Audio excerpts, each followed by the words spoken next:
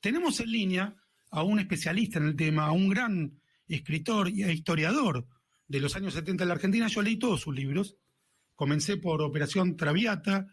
El último que leí es Masacre en el Comedor. Escribió también Operación Mellizas. Exposición Final. Sí, ese gran reportaje que le hizo al dictador. Y en el último tiene un mérito especial, que es señalar la criminalidad de Rodolfo Walsh, que también tuvo una participación directa en el secuestro de los Born, que fue sencillamente decir: si no nos das 60 millones de dólares, matamos a tus hijos. Eso lo organizó, entre otros, Rodolfo Walsh. Seferino Reato, muy buenas noches. Hola, ¿cómo están? Muy buenas noches a ustedes. Gracias por atendernos, Seferino. Por favor. Y quiero, como un paneo, preguntarte qué pensás del acto que organizó Villarruel y de las respuestas. ¿Cómo te situás frente a este acontecimiento? Bueno, el acto me parece previsible porque Villarruel siempre ha tenido esa postura de reivindicar a las víctimas de las guerrillas. Yo le digo las guerrillas, ella le dice el terrorismo. Me parece bien. Yo creo que, como decían ustedes, las víctimas son todas víctimas y valiosas. Son seres humanos, todos tienen derechos humanos y me parece que hay que reivindicar a todas. En el caso de ERP y Montoneros y otros grupos guerrilleros llama la atención porque hace unos años que no se los reivindica. Pero bueno, esa es una cuestión política a partir del kirchnerismo, que ha elegido una interpretación, un relato de lo que pasó.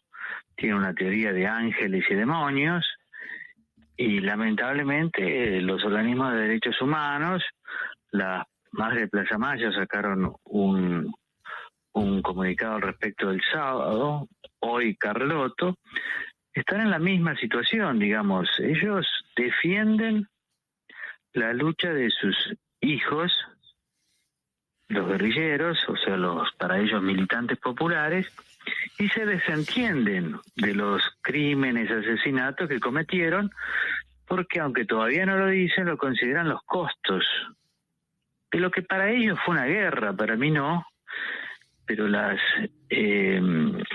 organizaciones guerrilleras estaban embarcadas en una guerra revolucionaria, nacional, popular, prolongada, y yo creo que los organismos de derechos humanos cometen el gran error de defender solo los derechos humanos de una persona, es decir, los muertos por sus hijos no tienen valor.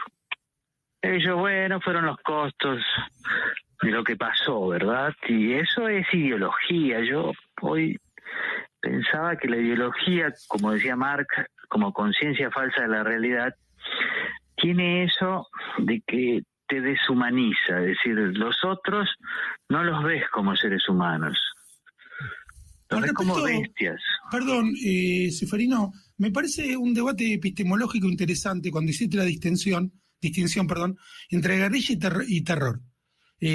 Si lo digo rápidamente, es la guerrilla que no es terrorista, es la que enfrenta efectivos militares exclusivamente, y sobre todo en un campo de batalla, porque la guerrilla urbana ya empieza a dejar muy borroso el límite entre lucha armada y terror. Por ejemplo, el secuestro de los Born o el asesinato de Rucci al lado de un colegio, ¿no tiene mucho más vínculo con el terror a secas que con la lucha guerrillera? Claro, como vos decís, a la guerrilla urbana rápidamente deriva en terrorismo. Pero terrorismo hay definiciones por doquier, pero en general los países no se ponen de acuerdo sobre eso. Yo usaba una de las más conocidas, que claro, ahí hay que, primero, obviamente generar terror en el resto de la población. Además, es una cuestión de que el terrorismo siempre busca dar un mensaje que trasciende a la víctima en sí. En el caso de Rucci, el mensaje era contra todos los burócratas sindicalistas.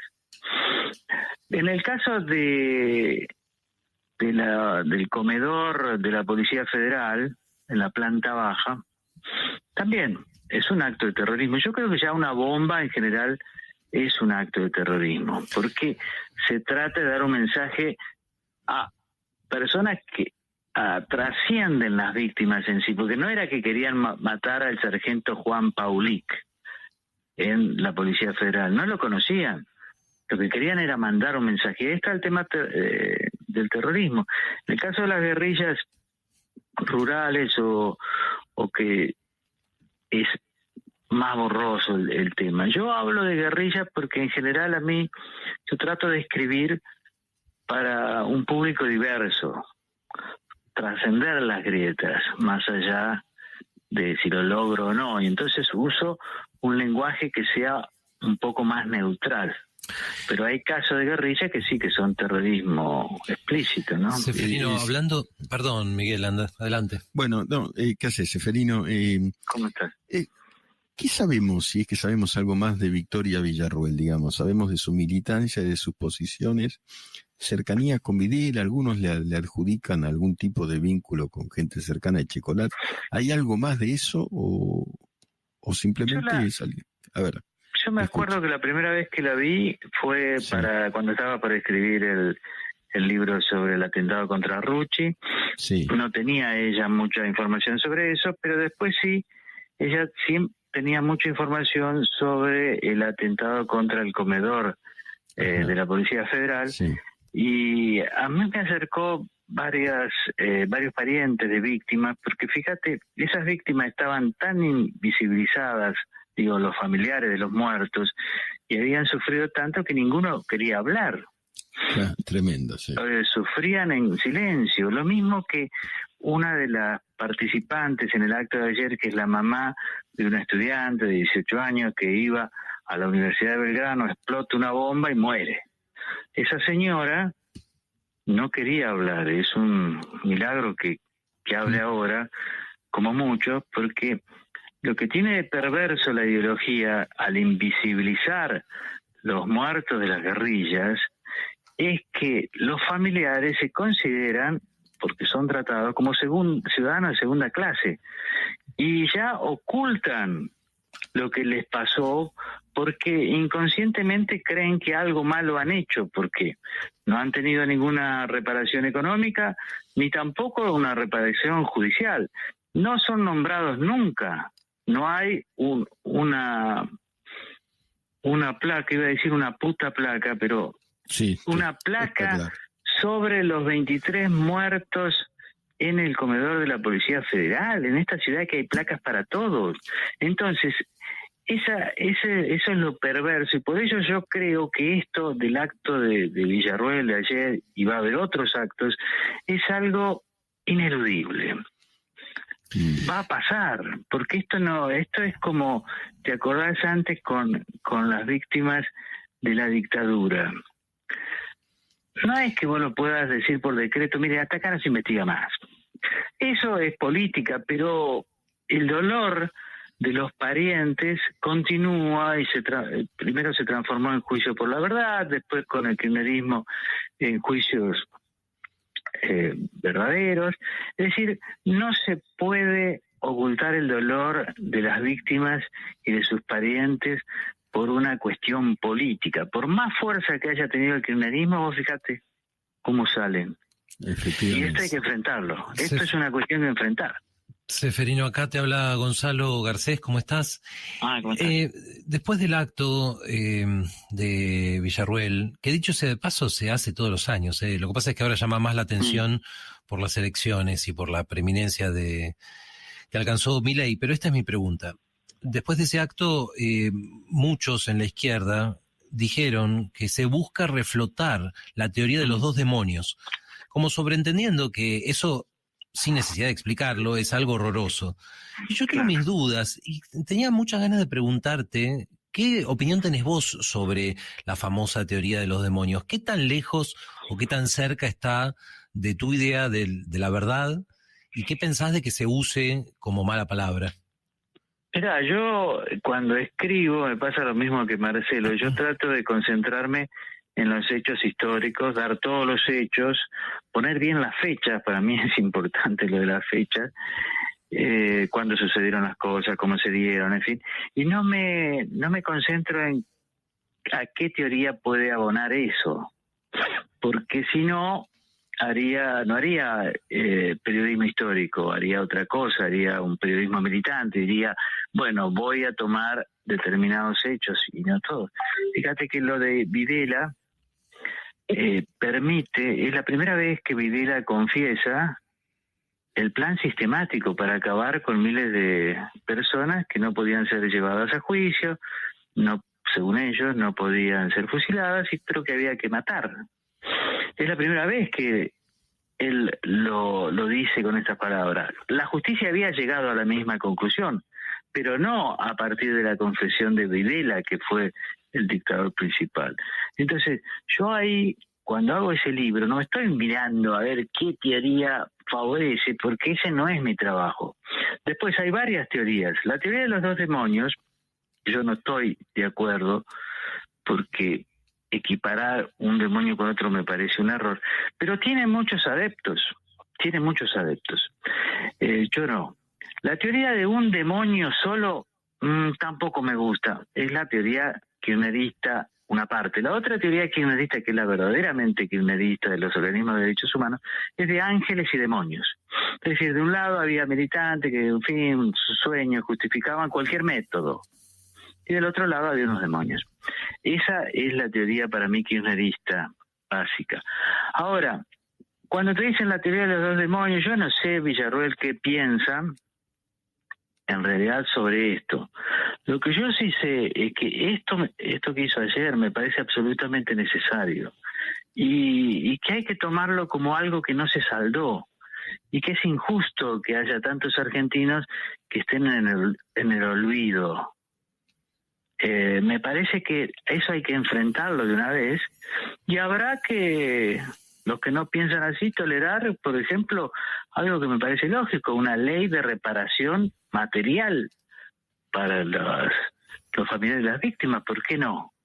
Ahora, Porque al respecto final, de la ley ¿no? de reparación material, Ceferino, en tus libros uno descubre que hay quienes cobran la ley de reparación que el Estado le otorgaba a los desaparecidos, parientes desaparecidos, y que no eran ni desaparecidos ni habían tenido ningún tipo de enfrentamiento con la dictadura, sino que muy al contrario, habían atentado contra el gobierno constitucional anterior. ¿Eso por qué no hay algún tipo de orden judicial o de investigación del peor tipo de corrupción?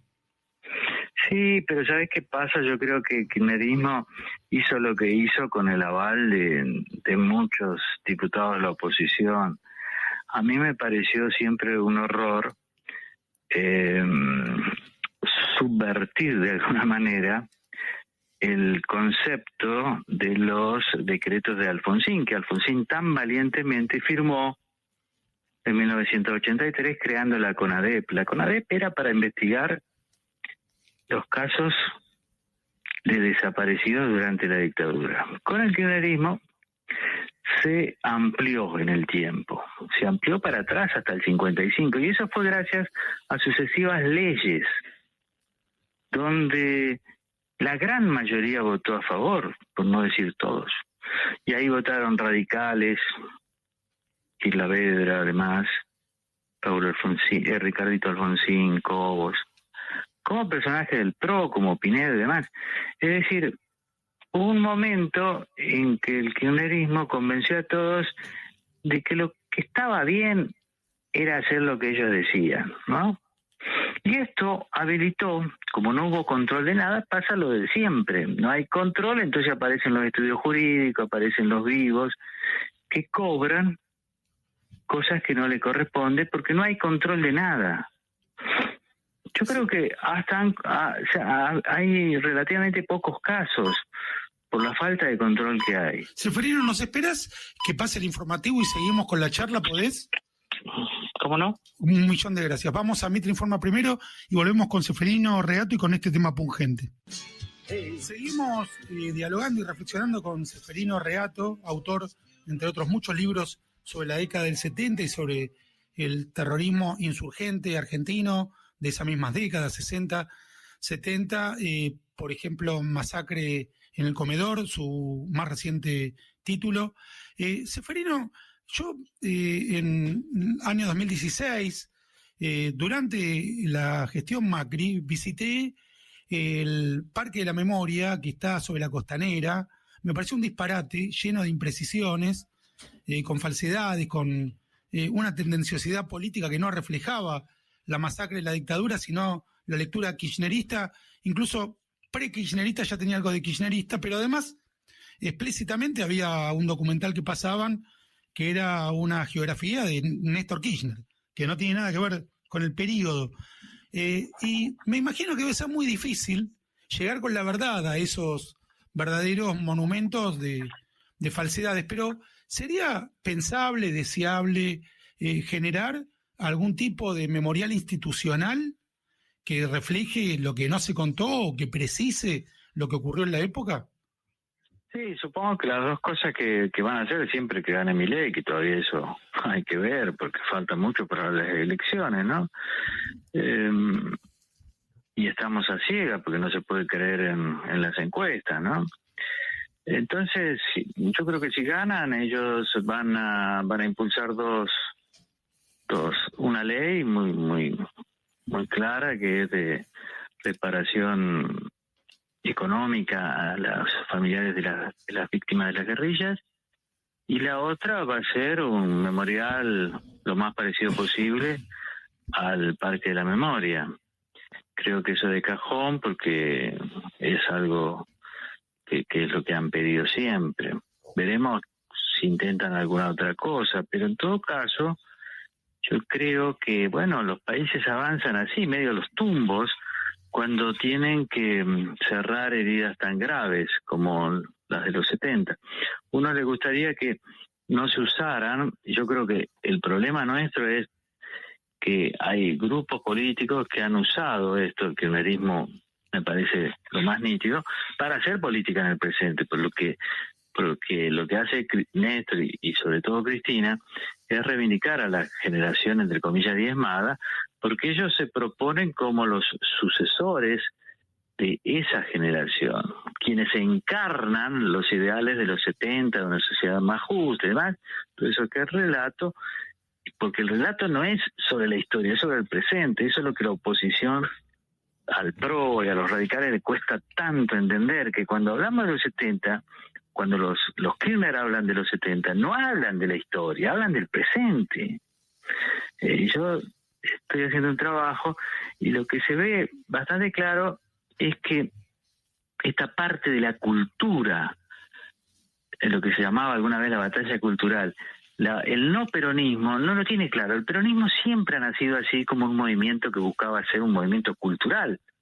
De alguna manera, digamos, muy infantil, ¿no? Evita me ama, pero esto es más sofisticado y ellos lo que hacen, usan la cultura para visibilizar o arraigar valores, ideas que después derivan en actitudes concretas, votar, pero otras también. El no peronismo nunca ha tenido esta sensibilidad. Para el no peronismo en general, la cultura es otra cosa, tiene que ver con el Colón, los libros y demás.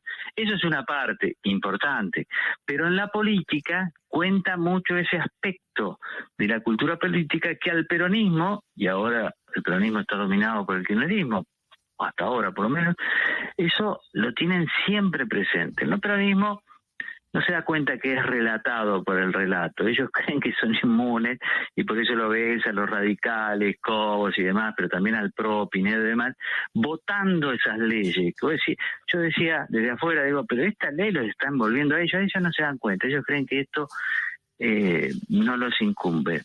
Se vio mucho en el gobierno de Cambiemos, ¿no? Lo que le costaba trabajar estos temas. Seferino, me pareció entender, y ya voy cerrando, te voy a hacer dos preguntas más, esta es la primera de las dos últimas.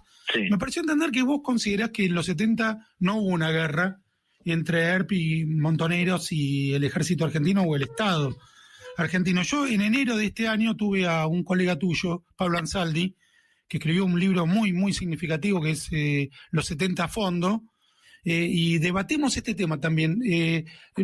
Primero explicame si pensás efectivamente que no fue una guerra y por qué pensás que no fue una guerra. Yo te voy a dar argumentos a favor de que sí. Ambos bandos consideraban que era una guerra, lo declararon en sus respectivos documentos. Ambos bandos tuvieron, bueno, en el caso de los Montoneros, apoyo internacional explícito. y dispararon y mataron al enemigo. ¿Por qué? Pero por supuesto te escucho que sabes mucho más. Sí, ¿Por qué no sería una guerra? Yo creo que no es una guerra en términos clásicos.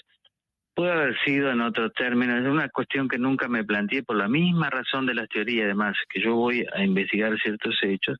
Y siempre he contestado que aún si hubiera sido una guerra, hay ciertas reglas que hay que cumplir. Digamos, cuando el enemigo ha sido reducido, deja de ser un enemigo, pasa a tener derechos plenos, y eso está consagrado en la Convención de Ginebra y para acá. Es decir, yo creo que hay sectores que se escudan con el tema de guerra pensando que en una guerra se puede hacer todo. En una guerra no se puede hacer todo. Por supuesto. Entonces, ese concepto a mí no me sirve porque me lleva, como el tema de las teorías y demás, a otro terreno. Yo no quiero hacer periodismo militante de esto. Yo tomo un tema, claro, me dirás, pero no tomás tema de la dictadura. Y sí, porque yo llego a los 70 tarde, estaba viviendo en otro país, llego en el 2005, casi todos los libros sobre la dictadura se habían escrito, muchas películas ya se habían hecho, entonces me quedan estos temas que me interesan, pero son los temas como lo de Rucci, ¿no? Un tipo de derecha, sindicalista, morocho, que ha vivido hasta quinto grado, peronista, ortodoxo. Claro, parecía que no tenía derechos humanos, entonces yo tiro de esa piola y después parece que a la gente le interesaba esa visión porque tengo muchos lectores y sigo en ese tren. Pero para mantener una cierta equidistancia, yo no me prendo en esto de la guerra. Claro, la etiquetación, ¿no? Porque eso es más, que aparta de los para hechos. ensayista, ¿viste? Entiendo perfecto.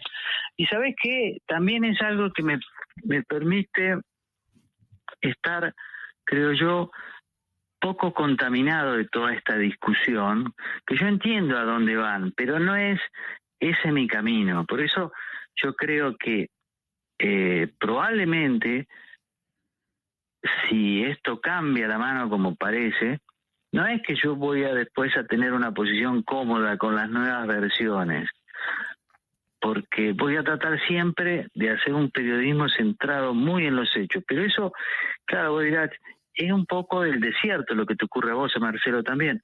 Pero el desierto a veces es bueno para un periodista, porque un periodista tiene que ser austero. No es casual que el desierto te permite que la libertad haya empezado en el desierto, claro, no es casual. ¿Viste? No es casual. El desierto es algo que, bueno, tampoco es que sea mucho desierto, no, ¿viste? Pero que haya un poco de agua y de comida está bien, pero no mucho. ¿Viste? Porque todo lo que sea política es muy interesante si te gusta la política. Si uno no es político, tiene que estar como mirando de afuera. Y ustedes son periodistas que me parece están en lo mismo. Decía, el periodismo siempre tiene que ser un tábano, decía Botana, y es un poco eso, ¿viste? Y para ser un tábano tenés que estar flaquito, austero, con los músculos bien, poca grasa, digamos, poco vicio, ¿no? Es duro, pero es bueno, ¿no? Por supuesto. Y por último, Ceferino, sí te hago una pregunta un poco más amplia, va más allá de los hechos. La educación durante el kirchnerismo tuvo un alto nivel de adoctrinamiento. ¿Pensás que después de estas elecciones de octubre puede llegar a cambiar eso y podemos encontrarnos con una educación que haga centro en la historia y en la pluralidad? Uy, ojalá, sería buenísimo. Yo creo que hay que despertar ahí. Viste que el kirchnerismo tiene eso de la izquierda y del centro izquierda, que son muy trabajadores en los temas de la cultura, ¿no? Sí. Y ellos han trabajado mucho, han tenido recursos, pero también tienen mucho personal, y lo han hecho con mucho entusiasmo y militancia, mucha ideología también, pero han cambiado mucho de los textos, de la currícula, y va a ser trabajoso. Pero bueno, hay colegios que ya lo están haciendo por sí mismos, porque también, viste, no es que puedan estar vigilando todo el tiempo. Pero lo unen mucho a la sindicalización de los docentes y demás. Va a ser difícil, pero yo creo que también es algo ineludible. A mí me molesta mucho eso, porque me molesta mucho cómo se trata a la generación del 80, además. No son ecuánimes y, viste, la militancia es algo que que conspira contra la libertad, y los chicos tienen que ser educados en la libertad, ¿no? Seferino Reato, 1.000.000 de gracias, te seguimos por favor leyendo y gracias por tanto conocimiento. Hasta muy pronto. Gracias a ustedes, abrazos.